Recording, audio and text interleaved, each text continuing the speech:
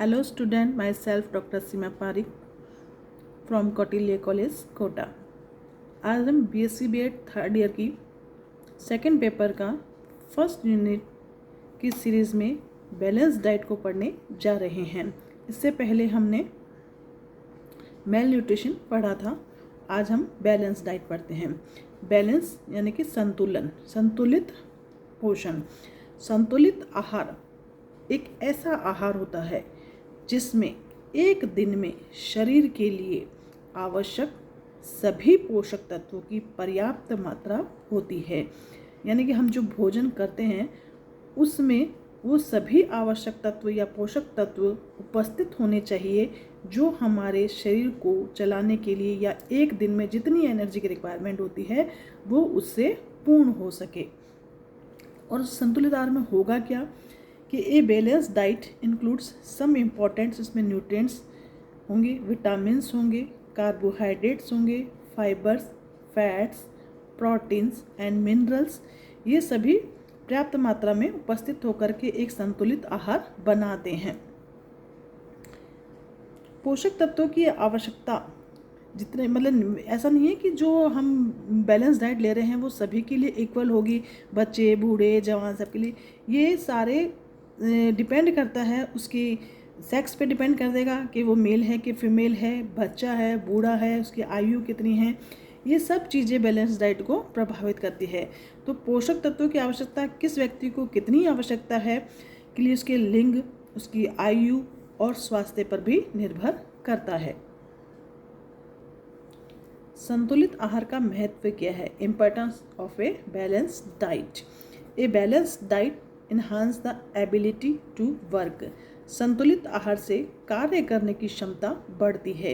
यानी कि जब हम बैलेंस डाइट का वाला भोजन लेते हैं तो हमारा एनर्जी लेवल बढ़ जाता है और हम जो भी कार्य करते हैं उसकी एफिशिएंसी बढ़ जाती है। सेकंड है कि a balanced diet enhance the immune system of the body and increases the ability to fight against disease. संतुलित आहार शरीर की रोग प्रतिरोधक क्षमता को भी बढ़ाता है और रोगों से लड़ने की क्षमता को बढ़ाता है।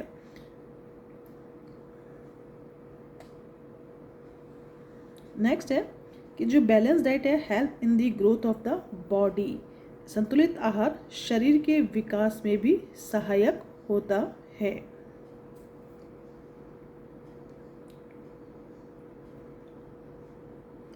नेक्स्ट है balance diet leads to good mental health and physical health. संतुलित आहार से मानसिक स्वास्थ्य हमारा तथा शारीरिक स्वास्थ्य अच्छा रहता है।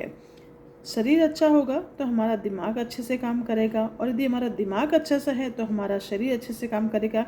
इसलिए बैलेंस डाइट जो हमारे मानसिक स्वास्थ्य को भी और शारीरिक स्वास्थ्य को भी प्रभावित करता है। संतुलित आहार के घटक कौन कौन से हैं? Components of balanced diet. A balanced diet contain protein, fat, carbohydrate, vitamins and minerals.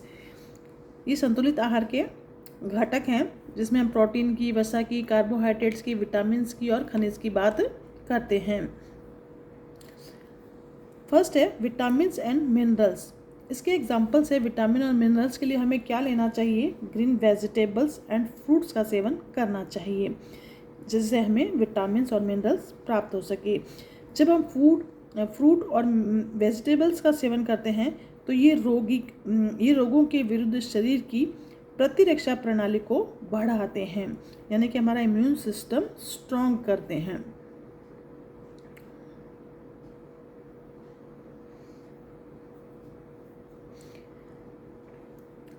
और यदि किसी भी मिनरल्स की कमी होती है या विटामिन्स की कमी होती है तो ये विभिन्न रोगों की स्थिति पैदा कर देते हैं। इसकी कमी से विभिन्न रोगों की स्थिति पैदा होती है।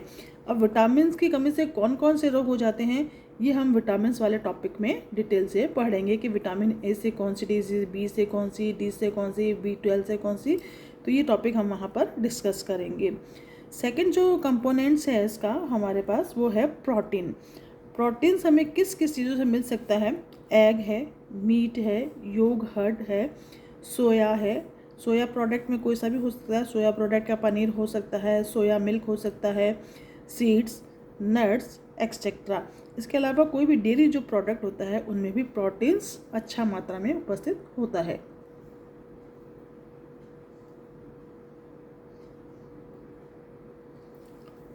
Proteins are essential for proper growth, building and muscles. उचित विकास और मांसपेशियों के निर्माण के लिए प्रोटीन आवश्यक होता है। प्रोटीन्स को हम बॉडी बिल्डिंग इसीलिए कहते हैं क्योंकि हमारी ये बॉडी को, उसकी मांसपेशियों को बनाता है, जिससे हमारी बॉडी का विकास होता है। बॉडी जब भी हमें प्रोटीन्स की मतलब डेफिशिएंसी हो जाती है तो उस डिजीज, एक प्रकार की डिजीज़ हो जाती है प्रोटीन की कमी से, उस डिजीज़ को हम कहते हैं क्वासी-कोर। जो ये वाला इम्पॉर्टेंट क्वेश्चन है, ये कई बार आपके वन वर्ड में पूछा जाता है कि प्रोटीन की कमी से कौन सी डिजीज़ हो जाती है, तो क्वासी-कोर ध्यान रखा, वन वर्ड में बहुत बार पूछा जाता है। उसके बाद हमारे पास नेक्स्ट कंपोनेंट्स है कार्बोहाइड्रेट्स। कार्बोहाइड्रेट्स हमें किस किस से मिलता है? पोटैटोज़ है, मिल्क है, कॉर्न, ब्रेड, राइस और व्हीट, इन सब से हमें कार्बोहाइड्रेट्स अच्छी मात्रा में प्राप्त होता है। सबसे ज़्यादा जो हमारी एनर्जी का मुख्य सोर्स है वो कार्बोहाइड्रेट ही होता है। कार्बोहाइड्रेट से हमें बहुत ज़्यादा एनर्जी प्राप्त होती है। Carbohydrate the main source of energy. Carbohydrate ऊर्जा का मुख्य स्रोत होता है। Deficiency of carbohydrates leads to ketosis. यदि कार्बोहाइड्रेट की कमी हो जाती है तो कीटोसिस डिजीज हो जाती है। नेक्स्ट कंपोनेंट है फैट्स। फैट्स हमें किससे किससे प्राप्त होता है? नट्स से, होल एग से, चीज़, घी, बटर, ऑयल एक्सेट्रा। मेवे, पूरा अंडा, पनीर, घी, मक्खन, तेल आदि से हमें फैट प्राप्त होता है। Fats are the source of the energy. वसा भी क्या होती है? ऊर्जा का मुख्य स्रोत होती है। डेफिशिएंसी ऑफ फैट्स में leads to loss of appetite, weight loss and skin related problem etcetera. वसा की कमी से भूख में कमी होती है, वजन में कमी आती है तथा त्वचा से संबंधित समस्याएं उत्पन्न हो जाती है। Thanks for watching my video. Please like, share and subscribe my channel. Thank you.